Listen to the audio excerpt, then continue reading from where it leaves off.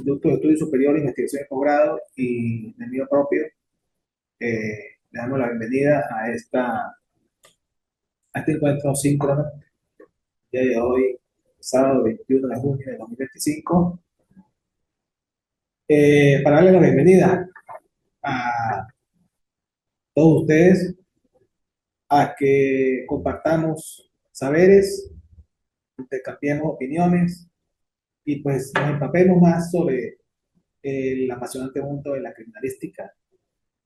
En este caso, la cátedra denominada Criminalística Aplicada, perteneciente a la especialización técnica en criminología y criminalística. Eh, Mi nombre es Joaquín Valles, soy su facilitador, soy abogado, penalista, experto en criminalística, con una trayectoria en el campo de la investigación criminal, en el Cuerpo de Investigaciones Científicas Penales y Criminalísticas, por espacio de 15 años, y posteriormente en la Fiscalía del Ministerio Público, específicamente en la Unidad Técnico-Científica de Investigaciones del Ministerio Público del Estado Táchira. Eh, pues vengo a compartir con ustedes mi experiencia, mi poca experiencia, y también llevarme algo de ustedes, ¿no? Espero llenar las expectativas y bueno, vamos a comenzar ya que el tiempo pues apremia en este tipo de compartir a través de la plataforma Zoom. Pues empecemos a hablar de la criminalística. Eh, eh, Vamos a tocar algo de historia de las épocas por las cuales pasó la criminalística, las cuales superó a través de los años, y tenemos la época precientífica. La fase equívoca se llamaba, era algo que no se basaba en la ciencia, sino mera especulación. La época del individualismo empírico, también basado en meras especulaciones que no tenían base ni fundamento científico. Luego entramos entonces en la época científica, que es la fase científica, donde los grandes precursores, uno de ellos, el más grande, Hans Gross, fue su gran precursor. Ya vamos a hablar cuál fue su aporte. La evolución histórica de la criminalística. Bueno, podemos decir que en el año 650 después de Cristo, los chinos usaban las huellas para identificar sus documentos. Fíjense, ahí se veía ya eh, el uso pues, del relieve papilar, de las huellas dactilares, como forma de identificación y de autenticar sus documentos. También Marcelo Malpighi es una referencia, un italiano, profesor de anatomía, en 1665 estudió los relieves papilares de los dedos de las manos. También, posteriormente, el profesor italiano de anatomía, Matteo Orfila, en 1800, estudió los venenos, dando origen así a lo que se denomina la toxicología. Alphonse Bertillon fue un antropólogo francés en el año 1879, quien creó el primer sistema de identificación de criminales mediante un método antropométrico. Seguimos con la evolución histórica. Bueno, tenemos también que Francis Galton, ¿verdad? En el año 1826 desarrolló el primer método de clasificación para el archivo de huellas dactilares. Y ahí se conoce y está actualmente la lupa de Galton, que es la lupa que usa el dactiloscopista para poder trabajar los relieves papilares y poder identificar a la persona a través de la metodología que se usa para el estudio de los relieves papilares. Eso ya meritaría un curso especial de dactiloscopia. En 1896, Juan Bucetic, ¿verdad?, deja de utilizar el método antropométrico de Bertillon y reduce a 4 tipos fundamentales la dactiloscopia. 4 tipos fundamentales. Ya lo hacía más específico. Posteriormente, el francés Edmond Locard, ¿sí?, quien fue el que fundó el primer laboratorio criminalístico, describió la idea de la evidencia traza. Ya vamos a hablar de qué se trata esa evidencia. Y además creó el principio de intercambio o transferencia recíproca, que también vamos a estudiarlo. Es uno de los principios por los cuales se basa, o en los cuales se basa la criminalística. Además, indicó muy certeramente, la criminalística llegó para espantar el fantasma de la duda. Para que tengan una idea del aporte que hizo este señor en el mundo local. Los orígenes de la criminalística. Bueno, es una rama del saber, ¿sí? De reciente data, no es tan antigua, finales del siglo XIX, ¿sí? Y que debe su aparición a la obra denominada El Manual del Juez, que fue realizada y publicada por el doctor Hans Gross, 1992. ¿Quién fue Hans Gross? Hans Gross fue un juez de instrucción, ¿verdad? En Austria, que se preocupó porque sus colegas jueces comprendieran el trabajo que realizaban las policías de investigación. Entonces, él sustentaba su preocupación en que el trabajo policial no era debidamente interpretado por quienes administraban justicia. Él es el denominado, es uno de los denominados precursores de la criminalística. Hans Gross, ténganlo en cuenta. Vamos a definir entonces la criminalística. Algunos dicen que es una ciencia autónoma, hay varias definiciones. Otros dicen que es una ciencia, es una disciplina científica. Otros dicen que es una ciencia auxiliar del derecho penal. Hubo un primer congreso internacional de criminalística en los Estados Unidos, en California, en 1961. Se denominó a la criminalística como una ciencia autónoma al servicio del derecho criminal, porque demostró tener un método científico propio para obtener resultados. Y, por lo tanto, es una ciencia autónoma, es descriptiva, comparativa y explicativa, además de ser de carácter multidisciplinario. ¿Por qué? Porque se basa en varias disciplinas para poder aplicar y desarrollar su concepto. Para mí lo más importante fue lo que dijo el profesor Rafael Moreno González, pueden ubicarlo, también de los precursores modernos mexicanos, y él dijo, se trata de la ciencia del pequeño detalle. Con eso él sintetizó lo que es la criminalística, y tiene mucha razón, porque la criminalística está llena de detalles. ¿Por qué de detalles? Porque el criminalista o el que estudia criminalística a través de la ciencia criminalística tiene que estar pendiente de los pequeños detalles que cualquier persona común no lo va a saber, no se va a dar cuenta. Por ejemplo, si llegamos a un sitio y de repente vemos una mesa blanca, ¿sí? No tiene nada a la mesa, pero el criminalista en ese sitio también pues algo que ha pasado, ha sucedido, un hecho punible. Y no consigue ningún tipo de evidencia, sino vemos una mesa blanca, ¿verdad? Y un espacio vacío, una ventana rota y un rastro de sangre. El criminalista tiene esa visión, ¿ya? Holística, y él sabe, debe saber, que ahí va a encontrar evidencias potenciales, van a existir en esa mesa blanca, aunque no se vean.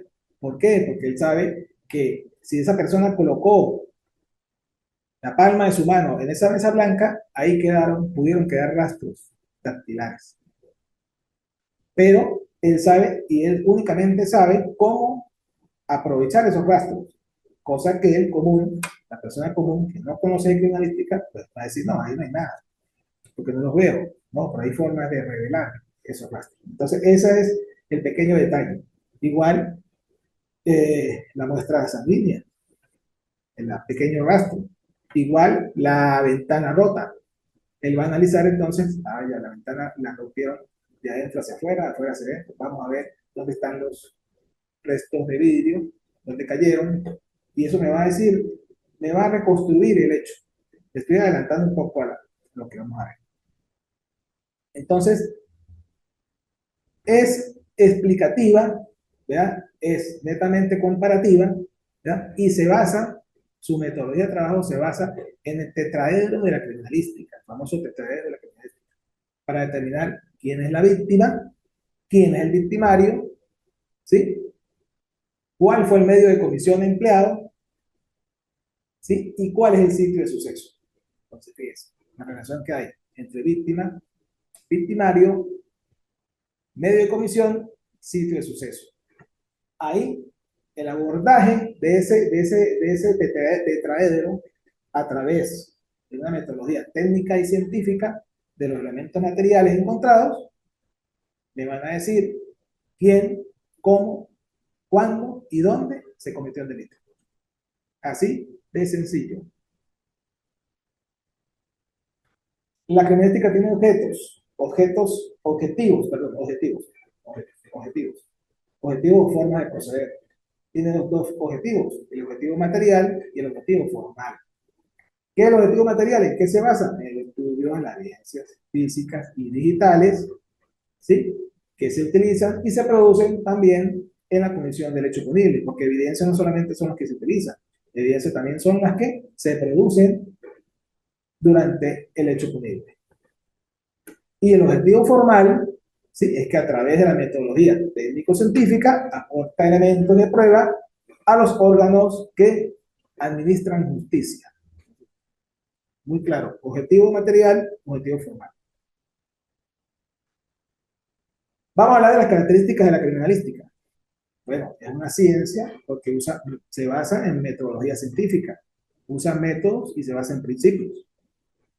Es netamente comparativa, porque si usted tiene un rastro de sangre o un perfil genético, ¿sí? O una huella dactilar, por decir algo, tiene que tener, con eso solo no hace nada, tiene que tener siempre a un presunto, a una persona investigada que debe ser debidamente comparada para que se determine si pertenece o no pertenece a esa persona. Entonces es netamente comparativo. Tiene que tener siempre con quién comparar. Es una disciplina auxiliar del derecho penal, efectivamente. Además de que es descriptiva, identificativa e individualizadora, porque al momento de comparar un rastro de sangre, una huella dactilar, ¿sí? Un apéndice piloso en el sitio de suceso con un sospechoso y me dé match, ¿sí? Coincidan, pues ahí se está individualizando al autor del hecho. Aplica metodología técnica y científica. Es experimental también, se basa en procedimientos científicos de laboratorio y se apoya en las ciencias del saber, como son la biología, la física, la matemática, la química. Por eso eh, es una disciplina multifacética. Multifacética. ¿Cuáles son los objetivos de la criminalística en la investigación penal? Primero, está dirigido hacia la colección, análisis, procesamiento de evidencias o elementos materiales probatorios, ¿sí? O indicios, para buscar ¿qué? La identificación e individualización del autor o autores del hecho punible que se investiga. Segundo, su enfoque está orientado hacia la determinación de las circunstancias de modo, tiempo y lugar que conduzcan al esclarecimiento del hecho punible que se investiga. Tenemos entonces también que acotar, y no podemos dejar pasar por alto, qué es la investigación criminal. ¿Qué es la investigación criminal? Entonces, es aquella que descansa en un trípode de funciones investigativas. ¿Cuál es ese trípode? Bueno, el área de la pesquisa. Pesquisa es averiguar, indagar, buscar, descubrir información. Eso lo hace el investigador. El área de la criminalística, ¿sí? Que es el que procesa todo lo que consigue el investigador, toda evidencia o elemento material probatorio, que luego se va a convertir en prueba, va a ser analizado por el área de la criminalística y el área de la medicina legal y de ciencias forenses. Entonces, un trípode. El área de pesquisa e investigación, el área de criminalística y el área de la medicina y ciencias forenses. Ese es el trípode en el que se basa la investigación criminal. Bueno, que de más está decir que la investigación es la búsqueda de la verdad, ¿sí? Es indagar, es investigar. Eso presupone un proceso ordenado donde intervienen hombres y mujeres, ¿verdad? Que están diseminados en esa trilogía de funciones investigativas. Entonces, esa serie de actos llevados a cabo por profesionales de manera metodológica, ¿sí? Desencadenan resultados de presunciones, indicios o probanzas que pueden llevar a la condena o absolución de un procesado, un investigado. Entonces, es un apoyo técnico-científico de máxima experiencia, de trabajo de campo y de laboratorio, conjuntamente con el área de la medicina legal y la ciencia forense. Es decir, un trabajo en conjunto basado en esa trilogía. Interrogantes de la criminalística. La criminalística tiene interrogantes. Cuando se llega a un sitio de suceso, como investigador, pues se pregunta al investigador, ¿qué sucedió? ¿Dónde sucedió? ¿Será este el sitio o fue otro? Ahora, ¿cómo sucedió? ¿Cuándo sucedió? La data. ¿Quién lo cometió? Es lo que vamos a determinar a través de unos elementos probatorios, los indicios o las evidencias de interés criminalístico que vamos a colectar en el sitio de suceso y con qué se cometió el hecho. Entonces es muy importante. ¿Qué sucedió? ¿Dónde sucedió? ¿Cómo sucedió? ¿Cuándo? ¿Quién lo hizo? ¿Y con qué instrumento lo hizo? ¿Con qué medio de comisión lo hizo? Entonces, hablemos del tetraedro de la criminalística. ¿Cuál es el tetraedro de la criminalística? Está conformado por sitio de suceso, elementos de convicción, la víctima y el victimario. Sitio de suceso, elemento de convicción, víctima, victimario. Tetraedro de la criminalística. En torno a esos cuatro elementos va a girar todo lo que tiene que ver con la criminalística y su estudio. Entonces, al verificarse el hecho punible, debe existir una relación, un intercambio entre todos y cada uno de estos elementos, entre sí.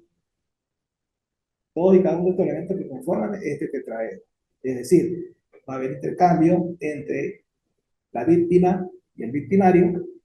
También va a haber intercambio entre el victimario y el sitio de suceso, pero también va a haber intercambio entre la víctima y el medio de comisión, y a su vez con el sitio de suceso y a su vez con el victimario.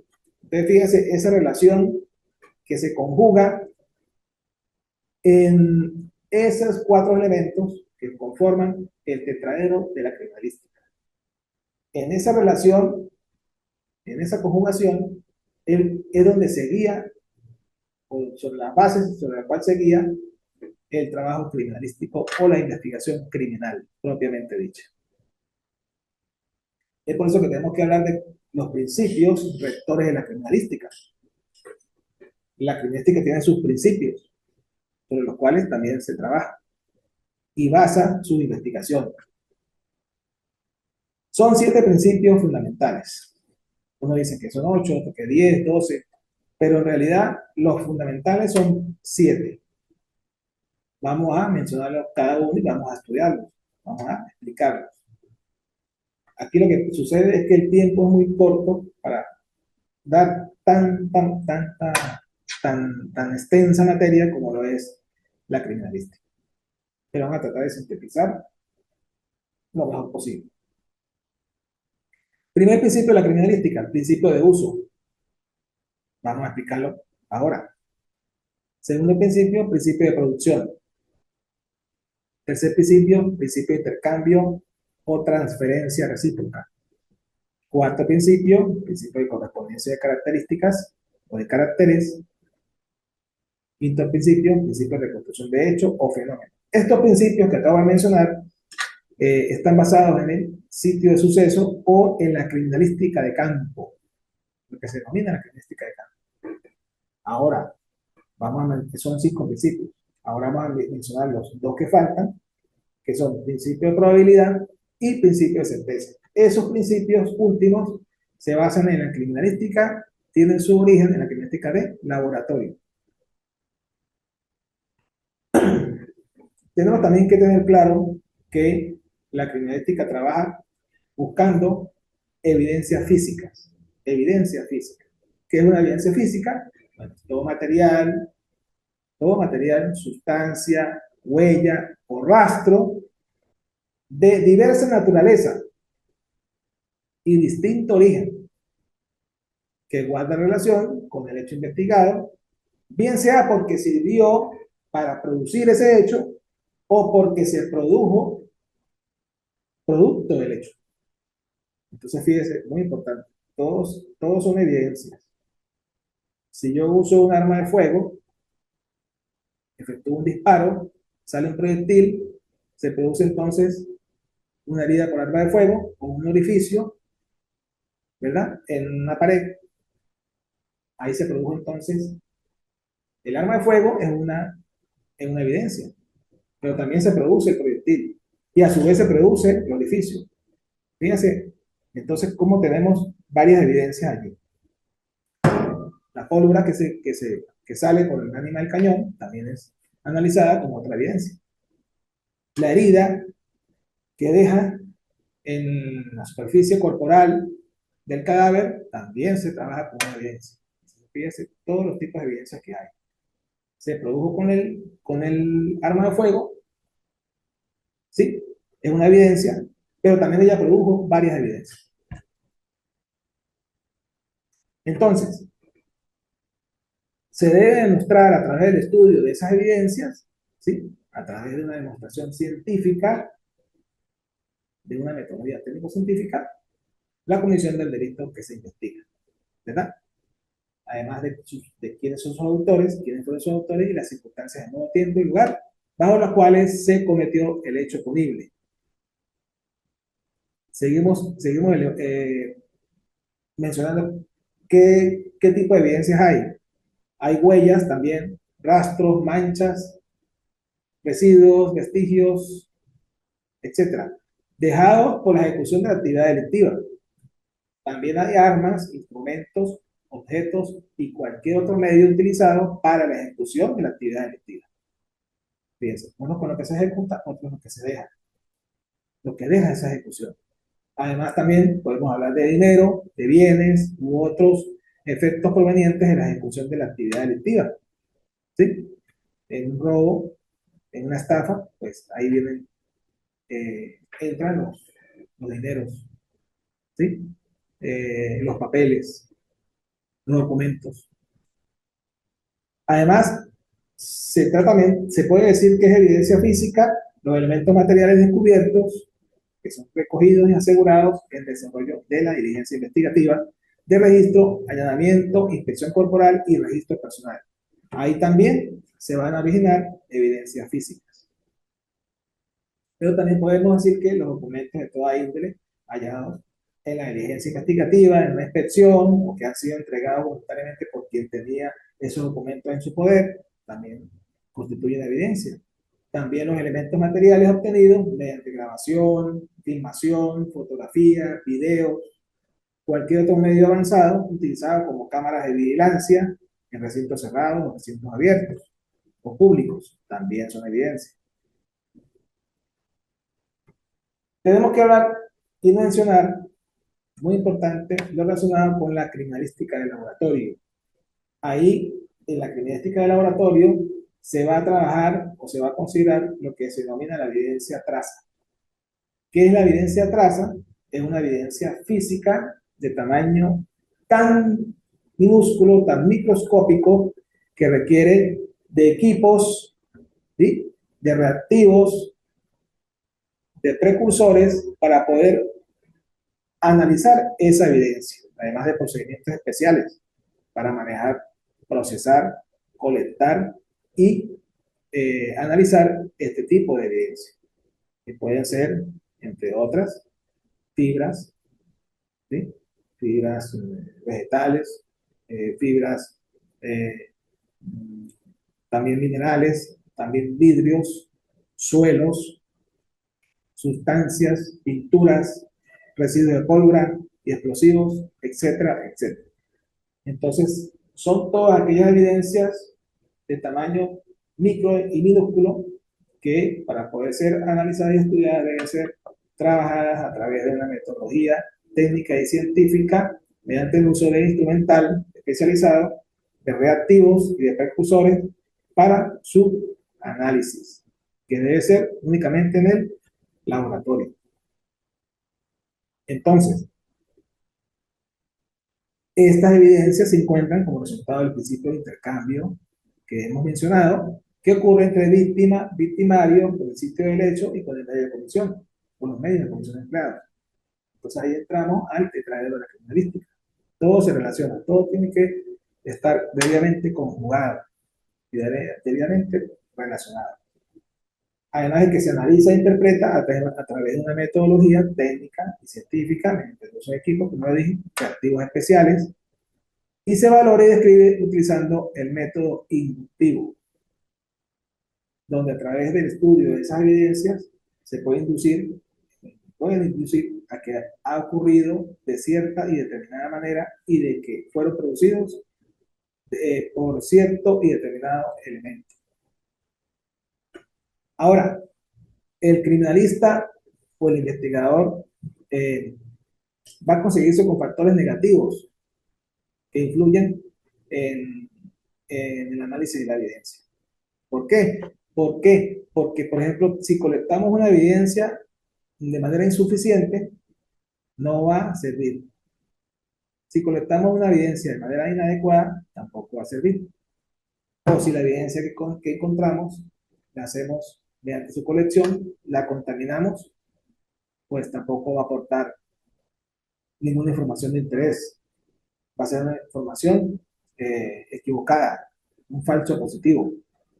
Además de que si colectamos materiales deteriorados, no nos va a servir tampoco para la investigación.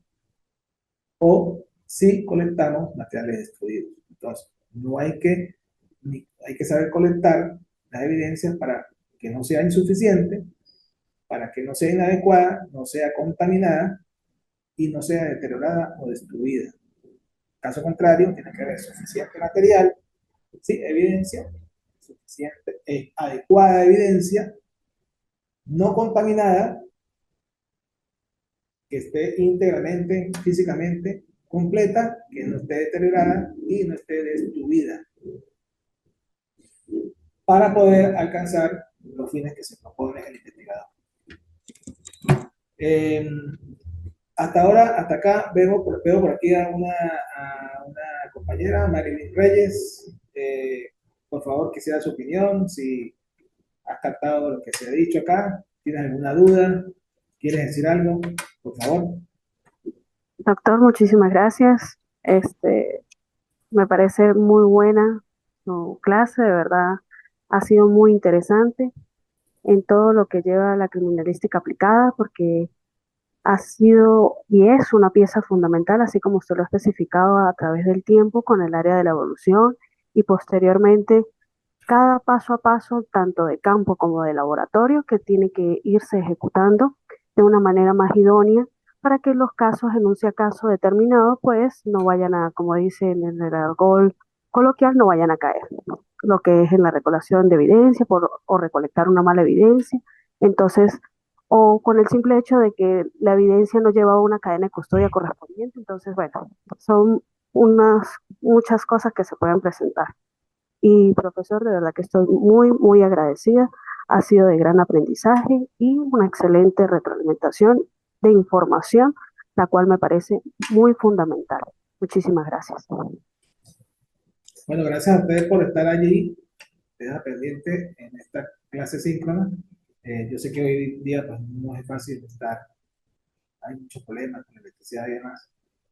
Por lo que escucho, usted debe ser acá de Venezuela, Táchira. Sí, profesor, yo soy de aquí del estado Táchira, eh, soy guardia nacional, trabajo en el Comando Nacional Antidrogas y para mí es un verdadero honor estudiar en este instituto, es excelente y pues para mí es un gusto. Ah, creo que ya hemos estado, ya te he tenido como alumna, creo yo. Sí, materia pasada, profesor. ¿Cuál Ha fue? sido muy ¿Cuál fue? eh, criminalis, creo que era criminalística, déjame ya reviso.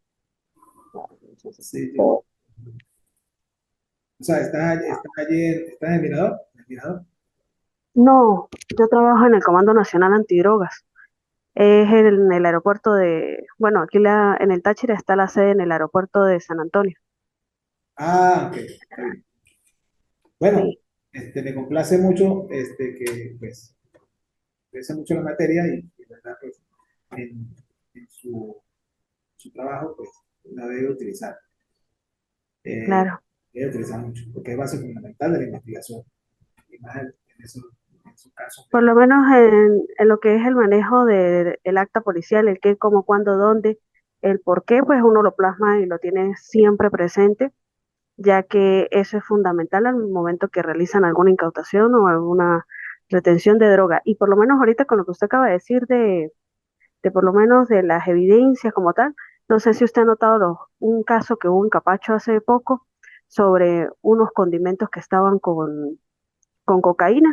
Tocó llamar al laboratorio científico para que pudiera determinar que sí era clorhidrato de cocaína, o sea, que específicamente tenía droga, porque ya como dice, pues las organizaciones delictivas pues se forman también para realizar su trabajo a su manera y lo hacen para que el funcionario pues se esté como esté despistado o algo así, y automáticamente el poder delinquir y todo eso.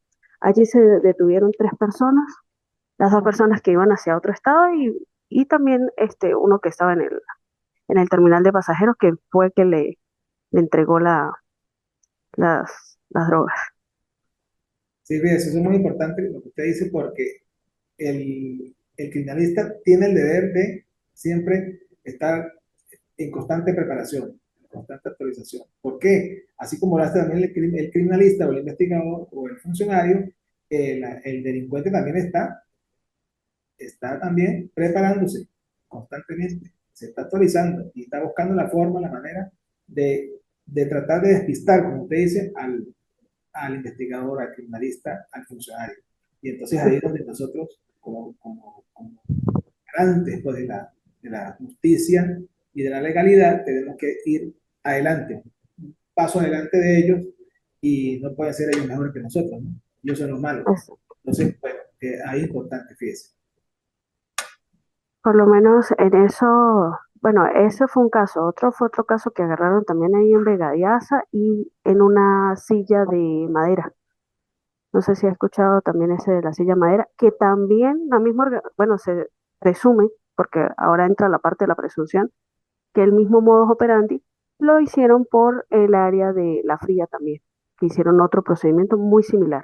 Serán las mismas sillas, todo eso, pero en 2 direcciones diferentes. Entonces, se ha por lo menos hecho buenas incautaciones en materia de droga y pues de verdad que estamos a su orden, profesor. Bueno, muchas gracias. También recuerdo, ahora que usted me está hablando de eso, cuando yo estuve en el laboratorio criminalístico en Caracas, que era el departamento de microanálisis, eh, que llegó ¿cómo se colectaron o se incautaron una serie de cueros, era cuero, Mm. eran cueros ya terminados para luego ser confeccionar pues chaquetas y todo aquello. Y ese cuero tenía droga, pero era impregnada, o sea, la droga era líquida Mm. y pues ella se había solidificado y entonces se hizo un procedimiento para luego extraer esa droga, esa cocaína líquida, extraerla de allí y poder determinar que se trataba de ese tipo de droga. Pero lo hicieron así, de manera muy original, en piezas de cuero. También, profesor, lo han hecho en productos de belleza, póngale que champú, queratinas y todo eso, también en las encomiendas han agarrado droga, lo que es, como usted dice, la cocaína líquida ligada con estos químicos, entonces, ¿qué es lo que hacen? Un 70% de cocaína líquida y luego la ligan con el 20% del champú, el producto, de la queratina, que es lo que uno habla con los del laboratorio, pues, con el laboratorio. que es donde, de la guardia, que es donde llevan eso. Dice el experto que ellos normalmente lo que hacen es utilizarla es cuando está, ¿saben? En el proceso de pasta base. O Ajá, sea, no lo pasan al otro proceso, lo que es el cloro, que le echan el ácido clorhídrico, que es para considerarlo como clorhidrato de cocaína. Entonces está en el primer proceso y así como tienen esa facilidad de que es de líquido, para posteriormente pasarlo a sólido, que es el clorhidrato que hace automáticamente el efecto, para después colocarlo a secar, que es donde utilizan los hornos, ¿sí? Para poderlo crear como polvo.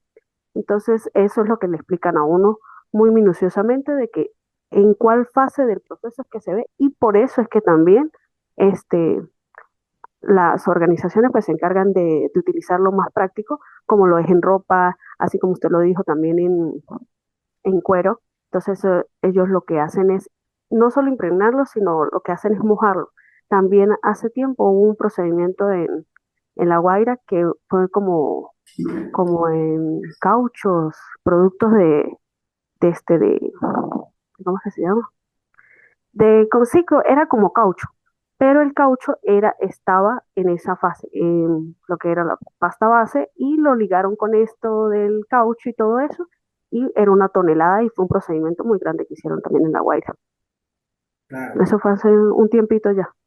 Y hace poco, bueno, hicieron un procedimiento de una tonelada cerca también ahí en La Guaira que han hecho muy buenos procedimientos del Comando Nacional Antidrogas y de verdad que han sido muy, muy gratificantes de que por lo menos tenemos un país que está luchando contra ese flagelo que es el tráfico ilícito de drogas, que es muy, muy duro, porque cuántas millones de personas se, a- o sea, quedan afectadas por eso. Claro, claro. Por eso es que ese delito es un delito multipropósito, un delito muy, muy importante. Bueno, vamos a seguir. Muy buena intervención. Sí, muchísimas gracias. A su orden. Vamos a continuar con los principios. Vamos a aplicar el primer principio, que es el principio del uso. ¿Ya? Y quiere decir que en los hechos que se cometen siempre se van a utilizar agentes mecánicos, físicos, químicos y biológicos para realizar el hecho. ¿Cuáles son esos agentes? Bueno, un agente mecánico puede ser el mismo puño, ¿sí? O, una herramienta, un arma de fuego, un arma blanca. Esos constituyen agentes mecánicos. También los agentes químicos, bueno, una sustancia química, una droga, un tóxico, un veneno. Un agente físico puede ser una radiación, puede ser aquellas personas que se le electrocutan, ¿sí? Esos son elementos físicos. Y los biológicos, pues, vienen determinados por virus, bacterias, hongos, cualquier elemento que pueda causar daño.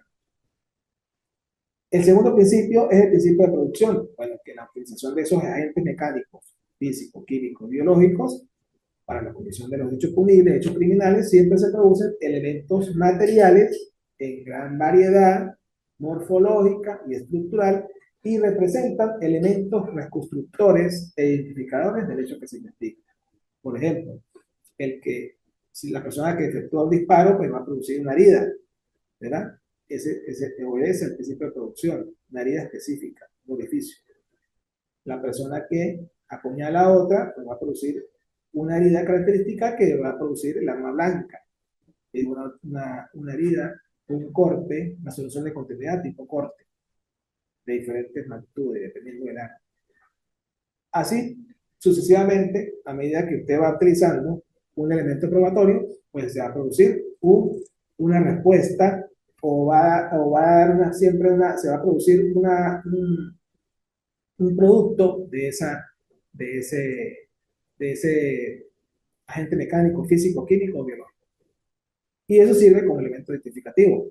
El tercer principio, muy importante, es el principio de intercambio o transferencia recíproca. Es el mismo principio denominado por el principio de Locke. Él fue el que lo determinó. ¿Sí? Que es el que dice que el hecho, ¿sí? Al consumarse el hecho, pues va a haber un intercambio, ¿sí? De evidencias entre la víctima y el victimario, el medio de comisión y el sitio de suceso. Ahí volvemos otra vez a caer en el través de la criminalística. Entonces, quiere decir, el, el victimario va a dejar cosas suyas, pero también se va a llevar cosas del sitio y de la vida. Entonces, fíjense, ese principio de intercambio de características es importantísimo. Pero también tenemos el principio de correspondencia de características, que también tiene algo de parecido, ¿verdad? Es cuando se usa, por ejemplo, una herramienta para forzar una cerradura, pues esa herramienta va a dejar, ¿sí? Va a dejar marcas, va a dejar huellas, va a dejar rastros que se trabajan a través de este principio de correspondencia de características. Vamos a ver entonces las muescas que produjo ese alicate o ese destornillador o esa sierra, ¿sí? Al momento de cortar un elemento o al momento de desmembrar a alguien, ¿cómo se puede hacer? Si a través de una sierra metálica o de una simple serrucho o de una simple cegueta. Ahí entonces aplicamos el principio de correspondencia de características. Todo eso, pues, basado a través de una metodología técnico-científica, donde se tiene que apoyar también en el área criminalística de laboratorio, a través de lupas estereoscópicas, ¿sí? De microscopios, pues, nos van a ayudar a ver lo que a simple vista no podemos ver. Todo eso va a desencadenar en un principio muy importante, que es el quinto, que es la de reconstrucción de los hechos. ¿Por qué? Porque una vez que se estudia el sitio de suceso, el investigador y el técnico criminalístico van a colectar una serie de evidencias, van a ver ciertos patrones, ¿sí? Todo queda en el sitio de suceso. Lo que hay que saber es interpretar, porque el sitio de suceso habla, igual que el cadáver habla, aunque esté muerto. Va a hablar a través de las heridas que presenta en su humanidad y de los rastros y todos aquellos elementos que vamos a encontrar en su ropa y en su piel. Entonces, todo eso me va a dar una serie de hipótesis que luego, concatenándolas, me van a decir o me van a orientar a reconstruir lo más cercano posible a lo que pudo haber pasado en el sitio de suceso, interpretando todos esos elementos allí encontrados. Fíjense cómo todo se relaciona, todo se relaciona. También tenemos entonces los dos principios últimos, que es el de probabilidad y de certeza. Bueno, el de probabilidad pues tiene que ver con una serie de probabilidades, hipótesis, indicios que me dicen una cosa, pero otros me refuerzan, otros no. Todos esos elementos que se colectan en un sitio de suceso, en un cadáver, en cualquier tipo de evidencia, en cualquier tipo de elemento, en un vehículo, ¿sí? En un cargamento de droga. Todos esos, todos esos elementos tenemos que someterlos a probabilidades y certezas. Y eso me lo van a dar cada uno de los estudios que hace el criminalístico apoyado en el laboratorio. Por eso es muy importante esa triada entre el investigador, el laboratorio y el médico patólogo y las ciencias forenses, que más adelante vamos a hablar. Entonces ya nombramos el principio de probabilidad y el principio de certeza. La certeza me la da todo aquel estudio que se hace de la evidencia a través de una metodología de ensayos de certeza, hay ensayos de orientación y ensayos de certeza, que me van a decir sin lugar a dudas que se trata pues de la evidencia tal, de que la mancha o la sustancia de aspecto pardo-rojizo colectada en un sitio de suceso que se presumía era de naturaleza hemática, resultó ser de naturaleza hemática de la especie humana y corresponder a grupos sanguíneos específicos. Además de eso, de poder analizar un perfil genético específico. Y ya con eso podemos decir con certeza de que eso, teniendo a un presunto, a un investigado, podemos decir, este semen es de esta persona, esta sangre es de esta persona. Entonces ahí es importante la certeza que me la da la misma metodología usada. Quiere decir que ahí caemos entonces en el principio, en este principio tan importante que se llama principio de mismidad, que es el elemento que se utiliza para elaborar la hipótesis acusatoria, sea el mismo elemento o objeto encontrado en el sitio de suceso y el mismo sobre el cual se hicieron todos los análisis y estudios. y que sea el mismo que se exhiba luego en un posterior juicio oral y público como evidencia. Tiene que ser el mismo, por eso se llama mismidad. Se lo usa mucho en Colombia, la policía del CTI, la policía de investigación, el principio de mismidad. Quiere decir también que el estado del elemento se conservó en el mismo, de la misma forma en que se encontró en la escena o sitio de suceso y sea el mismo estado en que se entregó al laboratorio. Quiere decir que ahí no haya ningún tipo de alteración ni ningún tipo de sustitución. Entonces, también tiene que ver, perdón, con la posición en que se encuentra el elemento con respecto a la víctima, ¿sí? Y a las demás evidencias encontradas en el sitio de suceso o escena del crimen. Y esto sirve de argumento para interpretar, inferir, relacionar o vincular personas o cosas en los hechos. ¿Por qué? Porque se fijó de manera documental, a través del acta de expresión técnica, a través de la fotografía, en la misma forma y posición como originalmente fue encontrado en el sitio de suceso. Es muy importante esa fijación, porque al tomar la fotografía, ¿sí? Debe concatenar como escrito en la inspección técnica. Si estamos hablando de un cadáver que se encontró en posición de cúbito dorsal y vemos que el cadáver al momento de fotografiar estaba boca abajo, quiere decir que no hay, eh, no estamos diciendo la misma cosa. Entonces, ¿qué pasó? ¿Cómo se consiguió? ¿Boca abajo o boca arriba? Entonces, fíjense, la importancia de fijar, de que haya una concatenación entre lo que se dice y lo que se fija. También tiene que ver el principio de inmunidad, porque con ese principio se va a evitar de que una evidencia pues sea sustituida, sea destruida, sea de repente deteriorada o desaparecida o contaminada. Entonces es importante este principio de mismidad. Asimismo, vamos a mencionar lo que dijo Edmond Locke, el principio de intercambio de indicios o transferencia recíproca, ¿sí? De las evidencias o elementos provenientes principalmente de la siguiente fuente, de donde sitio suceso, presunto autor o victimario, víctima del hecho criminal y el medio de comisión.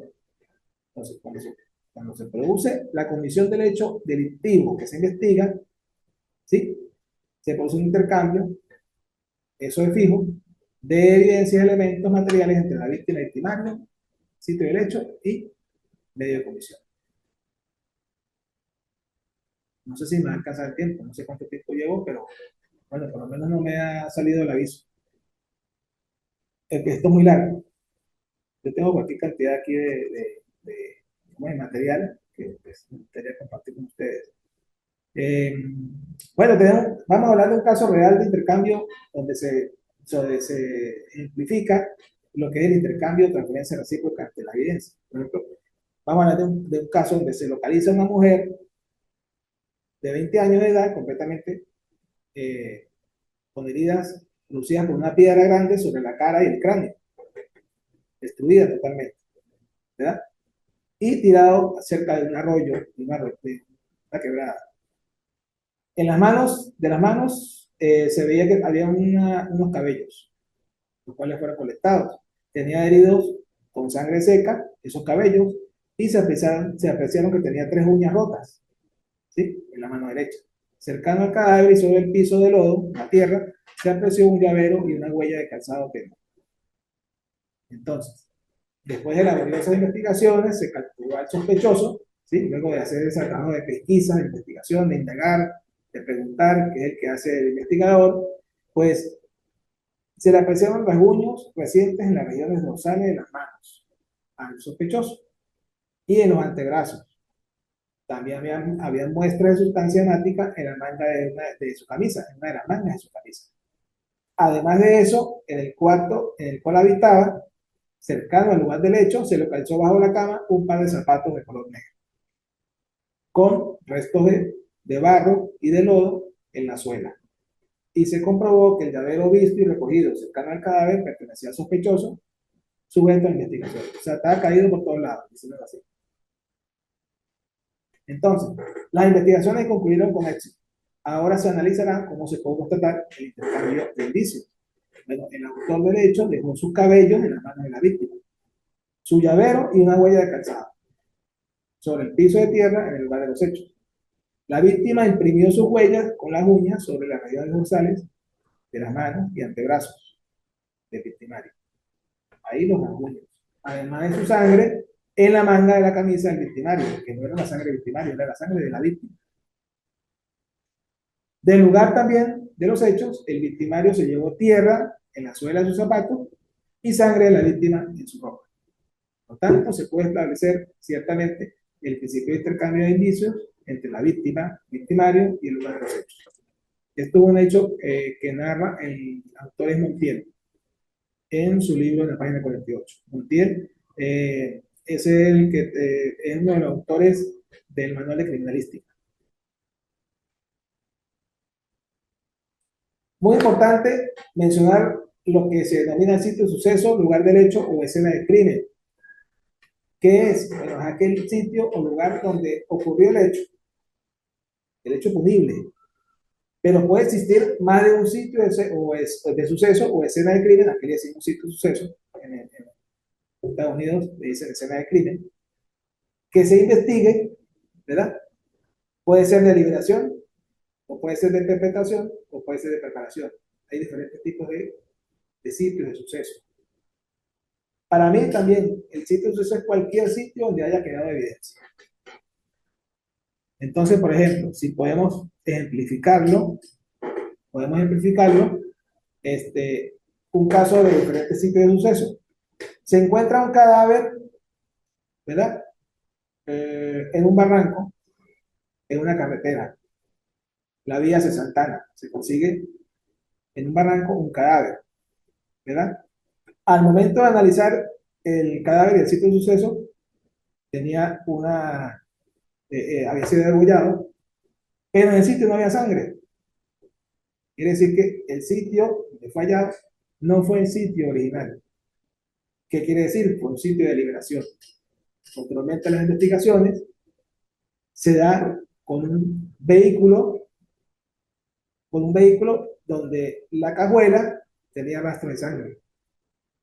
Y a comparar, dio match con el cadáver. Ahora, ese vehículo era de una persona identificada, se identificó y se llegó mediante la identificación de él al sitio de residencia, sitio de residencia. Se trabajó el sitio de residencia y se determinó que allí fue donde se consiguió gran cantidad de sangre, se consiguió el cuchillo y se consiguió el lugar desordenado. Quiere decir que hubo un momento en que hubo un enfrentamiento, ¿verdad? Como puso resistencia la víctima, fue igualmente degollado y la sangre quedó en el sitio. Claro, ya la habían lavado, pero a través del reactivo luminol se reactivó y se determinó que allí fue el sitio donde ocurrió el hecho. Entonces, tenemos tres sitios. Uno, el sitio donde ocurrió el apartamento, el hecho. El sitio donde fue trasladado el cadáver, el vehículo, la cajuela del vehículo, y el sitio donde fue liberado. Ahí tenemos entonces tres sitios de suceso. Con este ejemplo termino porque voy a otra clase que se llama Táctica, Técnica y Protocolos, y ya está por iniciar a la 1:30. Entonces, muchas gracias por su atención y le agradezco mucho a la funcionaria Marilyn Reyes por su atención e intervención.